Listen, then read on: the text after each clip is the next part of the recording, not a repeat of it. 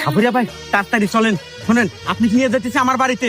এর আগেও মেলা কত সাপুরিয়া নিয়ে গেছি, কেউ ওই সাপ ধরে পারে নাই। ওই সাপ খালি আমার মুরগির ডিম একবারে খাই আসা দাবা ঢালা দেয়, আমরা একটু খাবার পারি না। কিন্তু আপনি একটু নিয়ে যেতেছি মশাই, বুঝছেন? আপনি একটু দিয়া সাইজ ভাই দিয়া তো মনে হইতেছে না যে আপনি সাপ ধরে পারবেন।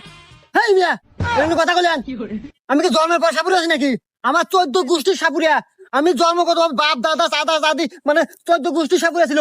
এই জন্মসূত্রে আমি সাপুরিয়া হচ্ছি। আমি চিঙ্কু সাপুরিয়া।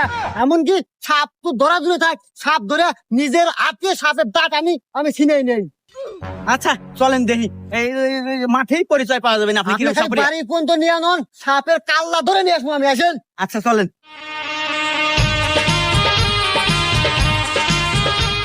এই আমি গন্ধ পাইতেছি, সাপ তোর বাড়ির এই কানিতে বাসা বাঁধছে। হেই, সাপুরিয়া এটা আমার বাড়ি বকে, এটা তো মকবল চাচার বাড়ি। আমার বাড়িতে এখন 1 কিলোমিটার থাকে।